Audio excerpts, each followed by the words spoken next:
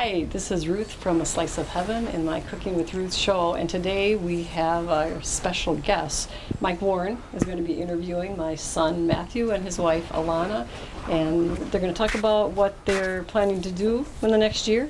And while they have their conversation, I'm going to go get ready for our cooking show. So take it away, Mike. Sounds good. All right, thank you, Ruth. Boy, great to be back here at A Slice of Heaven as we bring you, as Ruth said, a special edition, I guess, of Cooking with Ruth. This is a little different because we're going to get to the cooking portion here in just a little bit. But first, we wanted to bring Matthew and Alana Elderbrook in to talk about, I guess, what sounds like is going to be a year-long journey. This is going to be a very interesting discussion. So first of all, Matthew and Alana, welcome to the program. Thanks for having us. Thank you for having us. This Excited is, to be here. Is this okay, Matthew? You grew up in Ruth's kitchen, so you're no stranger to Cooking with Ruth. Definitely not. Definitely not. This is something I've been, I guess, living for about 32 years now. Yeah. So I've enjoyed it up until now, and I'm happy to be a part of her cooking show. So. Okay. So, and Alana, welcome to the. Is this your first appearance This is on my the first appearance, first yes. one? Absolutely. Big moment. Yeah, I didn't grow up cooking, baking, or any of that, so I've learned a lot since I met Matt about 10 years ago. So Okay. she's trying to rub off on me. Yeah, it's well, great to have you here. Thanks for being a part of the program. So, okay, we're here to talk about. We set a journey, a special journey. We want to tie this in eventually with the cooking portion, which we'll get to here on the second half of the program. But Matthew, first of all, how long have you guys been married? I've been married just over 4 years. Okay. 4 years in this past July. So it's been a great 4 years. We've known each other just about 10 years in total. So we met towards the end of our college years at the University of Wisconsin-La Crosse. Okay. And grew up in Marshfield. Yep. I grew up in Marshfield, and Alana actually grew up in Wausau. So we grew up, 45 minutes away from each other, but it took us 22 years to actually meet up. So, so I'm glad we did, and it's been fantastic ever since. So yeah, grew up 45 minutes apart and met in La Crosse. Yes. Yeah, isn't that weird how that works sometimes? All right. Well, great. Again, great to have you on the program. So, talk about why we're here. We're talking about a year-long trip, roughly a year-long trip that you two are embarking on, and we're going to, again, tie the cooking part in here in just a moment. But tell us what you guys have planned. Sure. So basically, over the last few years, Alana and I, we've kind of talked back and forth about seeing more of the world. We've gone on some vacations. We've gone to Mexico. We've done all-inclusive, which has always been fun. But then we took a couple trips to Costa Rica and Nicaragua that opened our eyes to a different way of traveling. So that was something that we really wanted to do more of and maybe see more of the world. But like any vacation, they always come to an end, and back to our 9-to-5 jobs, which we're fine and great, and we enjoyed those as well, but we were just ready for a little bit of a change. And so actually New Year's Eve of 2013, I guess, we booked 2 one-way tickets to Tokyo, and kind of the wheels were in motion at that point. So you're taking leaves of absences, you're quitting jobs. How does this all tie in with your professional careers? Sure. So instead of a leave of absence, we did just officially turn in our 2 weeks notice, a little more officially than 2 weeks. We didn't want to stick our employers with leaving them in a bad spot either. So we told them a little bit further in advance to be able to allow them to figure out what they wanted to do once we were gone. But yeah, it just kind of happened that way. So we thought a career break in our early 30s, at least we could come back from that, as opposed to maybe waiting a little while longer and having it be harder to kind of jump back into things.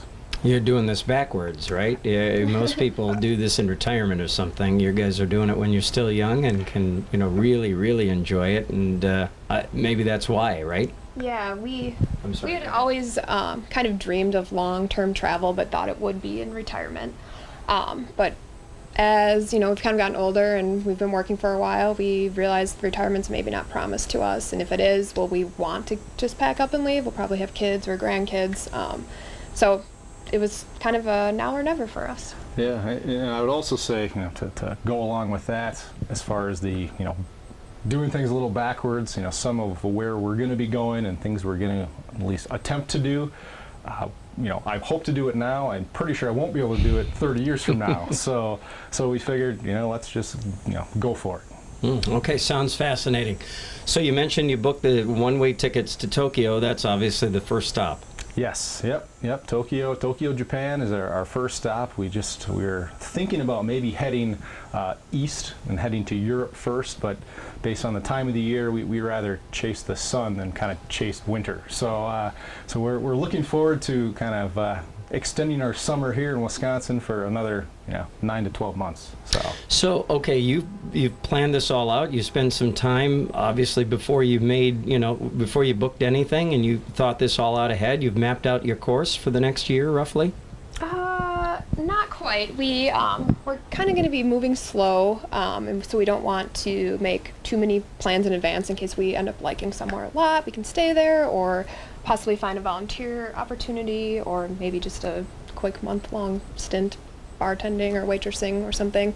So we have a general route moving through Asia into Southeast Asia, and then in February we'll catch a flight over to Africa, where we have a 52-day overland camping trip planned to kind of see Central and Southern Africa. Yep. And then after that, we're actually going to meet our brother-in-law and sister-in-law, or my sister-in-law, Matt's sister Megan, in Poland, where her husband's from. So get to meet his family in Poland, and then finish out our time in Europe. Okay, this all sounds fascinating. So you're just going to kind of throw caution to the wind and sort of play it by ear. Yeah, which is very unlike me specifically. So it's certainly gonna test us individually, as a couple. Just showing up in a new country, having never been there, and trying to figure out the currency, lodging, transportation. It's all going to be very interesting. So. They're going to be marriage counselors by the end of this deal. We'll see if they're still married or not. How many calls home will that take? So, so you mentioned blog. I can't wait to read. So people can sort of follow your travels as you go. You're going to be blogging the whole time? Yeah. So that was something when we first started telling friends and family about what our crazy idea was, along with the kind of shock was, well, how are we going to keep in touch? How are we going to know you're safe? Where are you going to be? So, we kind of thought about it, and the best way was to start a website, start a blog, and kind of give people an idea of what we're up to, where we're going, and just doing it, as more of a real-time type of a blog. We thought that was the best way to keep in touch. So that's something we're in the process of launching here in the next few days, to be honest. So it's going to be called www.greatbigglobe.com. So, people can check it out. There's a little bit of content on there, but ideally, once we're on the road, we'll be able to populate it with some, more interesting things. I was going to say, complete with videos, pictures, you name it. You're going to have all that stuff on there. Yeah, absolutely. We've been kind of practicing with our different cameras, and we got a GoPro so we can get some good action footage. And so yeah, we hope to have great pictures and even kind of some action, so you really know what life is like wherever we are. Yeah, and Alana is definitely more of the photographer, the more, I guess, tech experienced of the two of us. So photography, at least at the start of this trip, she's going to be focusing on that. I'll focus on the videography, and kind of see where that takes us. I don't know how well I'm going to do. I might be doing more of the writing on the website, but Right. we'll find out. So how do you pack for something like this? How do you plan? I mean, we see the backpacks here, on our set today as you get ready for the trip. This is kind of an idea of what you're going to be traveling with for the most part? Yeah, so when we booked our plane ticket, we kind of started reading other blogs, people that are doing the same thing that we are going to do. And we kept reading over and over again, just pack lightly. If there's one tip that we can give you, pack lightly, because you're going to be carrying these on your backs. It's going to be hot, it's going to be stressful when you're traveling from A to B. So as light as possible, just to cut back on things you have to worry about. So we really focused on fabrics that dry quickly, antimicrobial, just things that we can mix and match, and we're just going to make it work, because we're not going to have another choice. I was gonna say, efficiency was key. So, if you can have pants that zip off into shorts, for instance, so, that's of the 2 pairs of pants that, I'll have for the next 12 months, one of those will turn into a pair of shorts for the majority of the trip. So, where you can make things, kind of work double for you, we tried. Sometimes you can't, but I guess learning to live light is going to be a necessity. Yeah. What's the saying that people keep telling us? Yeah, so they say if you're going on a trip like this, lay everything out on the bed, all your money, all your clothes, take half of the clothes away and add twice the money. So that's pretty much what it'll come down to. I like that. So, yeah, I mean, we're not talking hotel rooms, resorts. We're talking roughing it on the road, camping. You've mentioned camping several times. That's kind of the idea, and the great outdoors. Yeah, it's definitely a budget-focused trip, so we'll be spending a lot of time in hostels, possibly some homestays, some volunteer opportunities. We also found this website called couchsurfing.org, which really is finding people's couches to crash on. So we signed up while we were still in the Minneapolis area, and lucky enough, someone asked us to host them. So we hosted someone for a couple nights. He crashed in our spare bedroom, and we're hoping we can do the same and save money in the bigger cities and just kind of get to know the people that are living in the countries that we're visiting. Yeah, and I know, and that's a big focus for us too. Is I mentioned Nicaragua and Costa Rica previously. It was really nice to be able to talk to local people. You get to know what to do, what not to do, places to go, places not to go. So some of these sites we're trying to use. Airbnb is another one. It's a different way to travel versus, like you mentioned, hotels and maybe all-inclusive resort style. So it's as Alana mentioned, budget focused.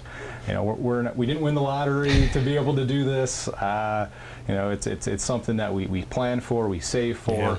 Yeah. So we're not just two lucky people that won $1 million and now we're going to go run around the world for a while. So it's very much something that we're kind of have to keep a focus and keep a budget to be able to do what we're going to try to do. So. Yeah, and eventually you'll have to go back to work at some point. So yep, exactly. Might as well enjoy the next year. So is this a popular thing? Do you guys talk to friends who've done this? Obviously it sounds like you've done your homework, but it sounds like this might be. Is this something that is trending among younger folks around the world, doing this sort of thing at the front end of their careers versus the back end? I think in terms of it, maybe becoming a trend a bit in the United States, whereas other parts of the world, I know Australia and Europe, for instance, a lot of people that have, if you've maybe heard of something called a gap year, where after what their high school would be, they take a year off to travel the world, and then they come back and then they go to university, or similar for students in Australia. So for the U.S., it's always more of a focus on career. Wait for a second. Yeah. Right. So it's always a focus on career, family, kids, retirement. That's exactly. That's the path. Where right. Now I think, I don't know if it's a generational change in just the idea of how people want to live or travel or retire, but I think it is starting to become that. But for our personal friends, we haven't met anyone, but online certainly you can find people that have done or are in the process of doing the similar type of thing. And it sounds like you're not just traveling. It sounds like you want to get involved with, like you said, knowing people, getting to know people. You even mentioned, Alana, some volunteer opportunities, perhaps, and really becoming sort of maybe a part of the fabric of their lives. It's at different stays along the route. I mean, that sounds pretty fascinating. It's not just traveling just to see the world. Right, and our now trips to Nicaragua and Costa Rica, it's kind of where we realized we really enjoyed kind of meshing with the people of the country where we're staying. And unfortunately, when you just have 2 weeks of vacation a year, you don't really have the time to do that. You just want to go see the sights, and then you have to jump back on the plane. So we thought, taking some time to really move slowly, we would love to volunteer in every country we go to if we can find opportunities. So we're excited. Yeah. And then there's certainly lots of volunteer opportunities out there. It's everything from animals to people. You can find quite a a vast variety of things to get involved with. So I know we have a few contacts back here in the States, friends and parents of friends that know of some people. So, you know, we have a couple things that are in the hopper that aren't official yet, but we're hoping that those, you know, come to fruition and we'll be able to, you know, kind of jump in and you know, help out. So roughly a year. Yes, yep. So we'll assume we don't get too homesick or anything like that, or miss my mom's cooking, or you know, anything like that. That's the plan. Roughly 12 months. Okay, and I'm glad you mentioned the cooking because we're eventually going to tie that in. So obviously along the way, you're going to see, you know, different foods, and you're going to see how it's prepared differently, and I guess that's what we're going to kind of start to feature on this program as we sort of follow your trip for the next 12 months, right? Is that the plan? Yeah, that was my mom's brainchild. As we were, you know, sitting eating dinner a couple nights back, she said, well, you know, maybe this would be a fun idea for my show, and you know, it's still obviously cooking focused, but yeah, so the plan is, you know, roughly once a week, every couple weeks, wherever we might be at the time, we'll find a particular dish, take some photos of it, try to find a recipe, or we can send that home, and if she needs to Google a recipe, just to then have that featured for her upcoming episode and kind of follow us wherever we're going, to keep in touch that way is another way to, you know, kind of have us still involved back home while we're on the road. Sounds fascinating. So again, what's the website so we can follow you for the next year? Sure, it's www.greatbigglobe.com. In terms of those who might be on social media, you know, YouTube, we're going to start to try to get some videos uploaded there, but Twitter would be @GreatBigGlobe. Instagram is GreatBigGlobe. So, you know, we tried to find a name that's easy to remember and you know, something that makes sense with what we're getting ourselves into. It sounds, as I said, fascinating. Alana, anything else you want to add before we get to the cooking portion here? I guess I just want to say, you know, what we're doing is traveling makes us happy. It's something that we enjoy, so that's kind of why we decided to take this career break. But it's not for everybody. We know that, so that's not really what our focus is. It's really about like being honest with yourself and what does make you happy. And you know what, just do it now, because, like we said, retirement's not promised. So just be happy today. Yeah. So now you guys need sort of a trip advisor too, don't you? Need some kind of a third wheel to tag along and make sure you guys are okay along the way? Because I'm volunteering. I think I can actually probably fit inside the backpack. So Alana, if you want to, you can probably carry me the whole time, right? You just strap. Okay, great. All right, because Matthew will be busy, you know, cooking and making the arrangements, there and you go. hunting and gathering, right? I was going to say, you'll be out on the wild plains with your spear and your. I'll grow a beard. I'll just run off into the forest one of these days. We'll hardly recognize you by the end of the day. We'll have to do a follow-up program to see how everything went, and absolutely, love to hear about the trip. So absolutely. Matthew, anything else you'd like to add before we get to the kitchen? I think Alana wrapped it up. I'm ready to just get started cooking here. So what are we going to see at the first dish on the, I guess, the inaugural episode here? The first dish is going to be from the country. It originated in southern Spain. So this is going to be towards the end of our trip, but this is a dish that Alana and I have made throughout the summer, and we just thought it'd be a great way to lead us in. It's quick, it's easy, anyone can do it. Fresh vegetables and very tasty. All right, can't wait to try it. Thank you guys both for sitting down and telling us about your plans, and we look forward to following you guys on the website. Excellent. Thanks for having us. Thanks. Yeah. All right, and thank you for watching. And so we're going to get to the kitchen next. Ruth has introduced what we're going to be doing here. These guys just talked about it. We're going to get to the kitchen. I'll turn things over to Ruth after the break, and we'll see what we come up with on the program. Again, thanks for watching. Get out to the forest. Let the kids connect to their roots. It's gonna be so much fun. Yeah! Woo-hoo! Hey guys, wait up! And discover the wonders of nature with your family.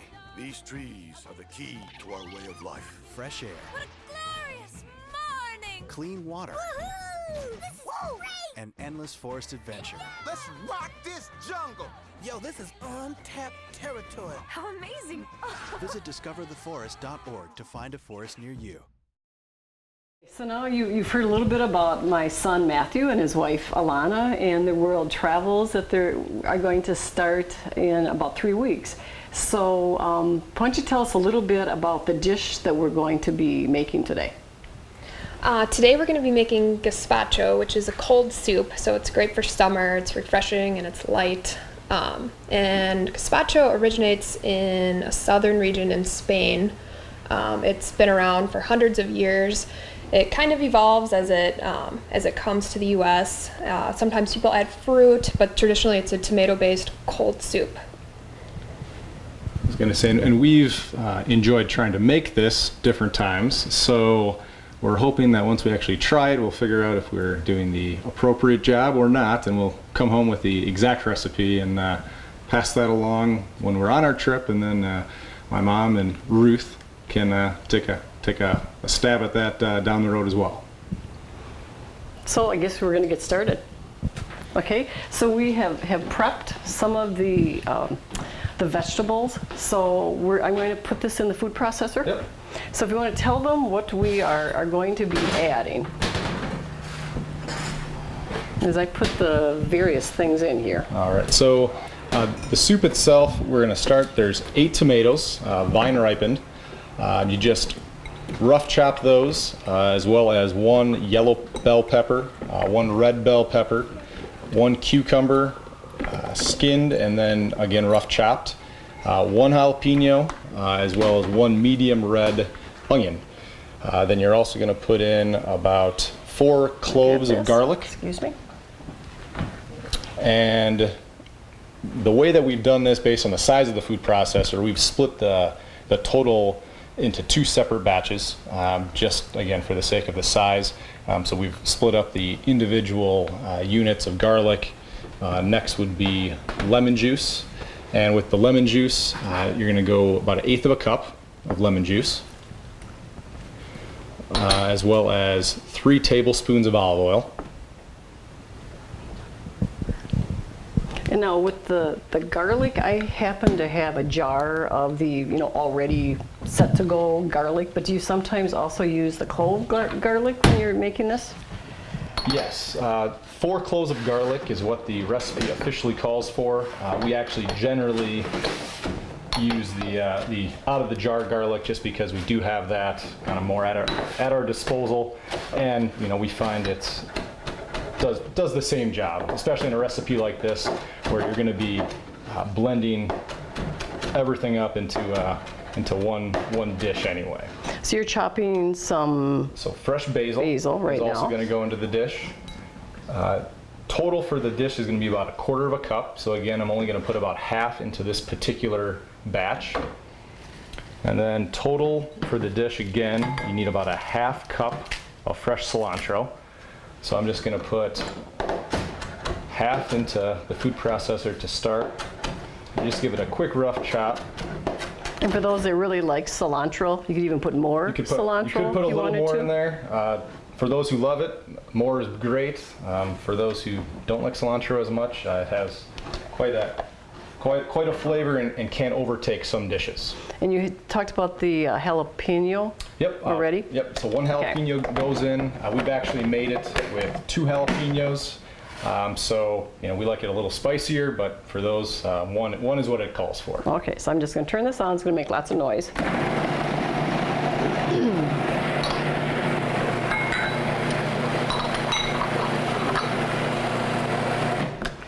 Okay. So is that how it's supposed to look? Then we're going to clean down the sides, and then we're going to put a pinch of salt, just to taste, as well as some cracked black pepper, again for taste. And then we'll One more time. turn it up one more time.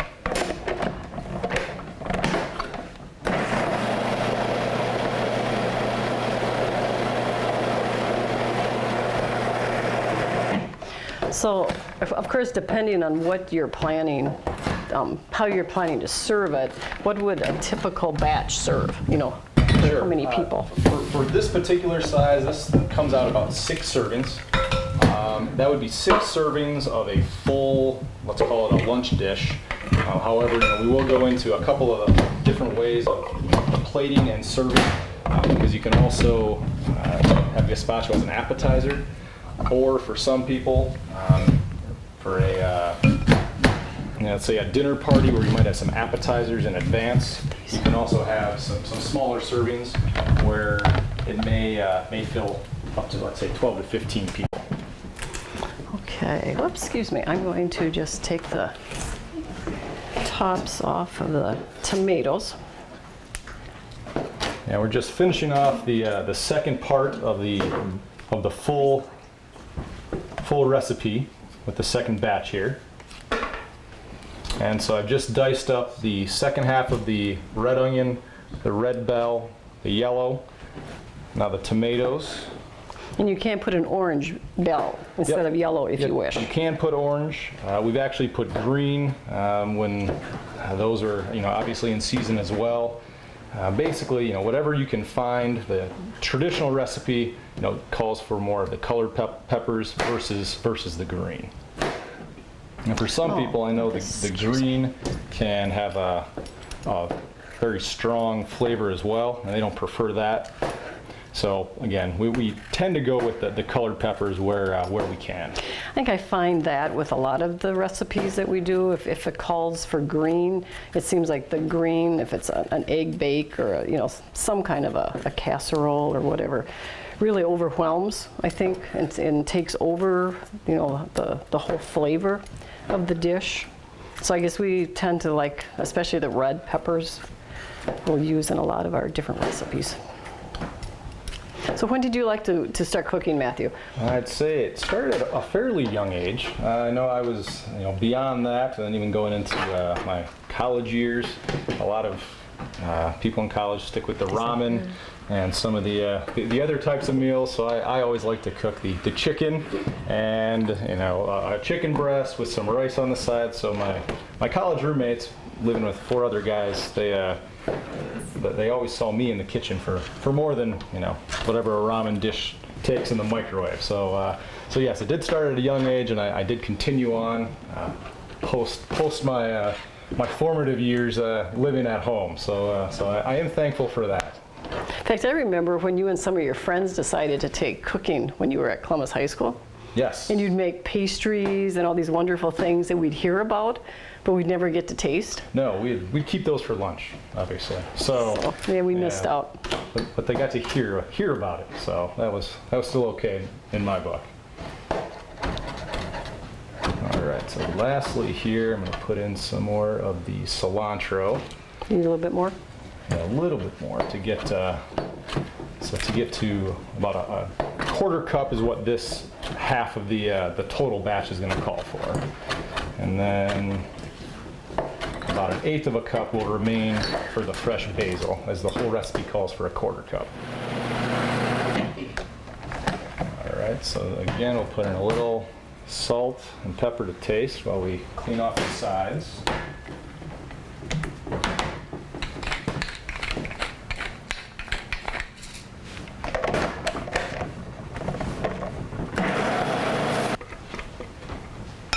Okay, so this is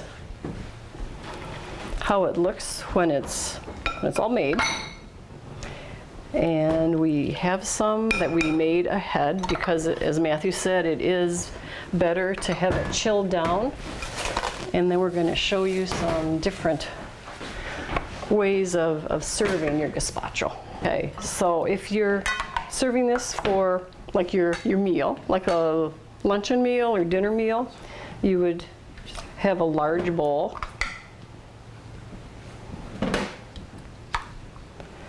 of soup,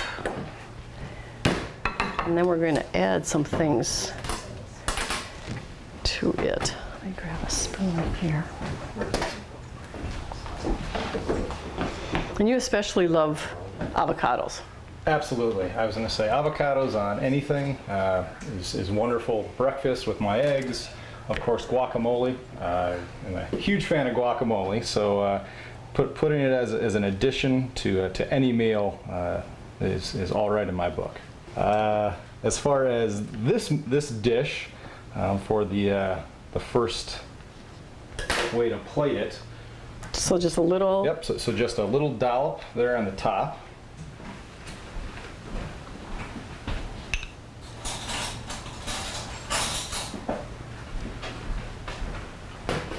Like so. And then For those who want avocado, you can just dice it up, and you can take a couple small pieces. And then garnish it with a couple sprigs of cilantro, and that can be a hearty full lunch size portion. Kind of like so. Yeah, that's perfect. Okay. Okay, so that's for your larger. Okay. So that can be large, and if people want additional protein with that, grilled shrimp, any piece of fish would go very well with that particular type of serving. So now we're going to do, this is going to be like an appetizer. So if you have several courses in your dinner, you would do a smaller dish of soup. So this is your soup course. Okay, so I'm thinking about like that maybe. Yep. And with a soup course, in terms of the the additional condiments you can put on, a sour cream or a Greek yogurt. Again, with the avocado, you could put that on, but since we did it on the first one, you can just do that on its own. Again, as that's going to be an appetizer as a part of a full 3 to 5 course meal. And this is the fun one, I think, that you just talked about, that we're actually going to use tomorrow night when we have a little catering event. And I think I'm just going to take the spoon so I don't get this all messy. So you can tell them what I'm going to do here. All right, so this is what you would consider almost a shot glass type of size of a serving. So this would be great for maybe a catered event, a party that there's maybe networking going on, where as opposed to maybe meatballs or something that could be a little bit messier, you can put these in single servings with a spoon, so it can be held while being consumed while you're having a conversation. And then you can also drop one shrimp on the side as a little bit extra. If you want to increase the size of the glass as well, you could add a couple more shrimp on there, and that could also be an appetizer size for, again, a 3 to 5 course meal. So I guess that's it for this episode of my cooking show, and I'm really happy that you could join me. You've been here for a few weeks, and been looking forward to you being here, and I hope that we can continue your travels through your blog that you're going to be, you talked about. Yep. And we'll try some recipes. Yeah, so hopefully we'll pass along some additional recipes and pictures as we're making our way around the world. Sounds good. Excellent. So from A Slice of Heaven, and with Matthew, who's going to be going with Alana on their big global world tour. Until next time, happy cooking.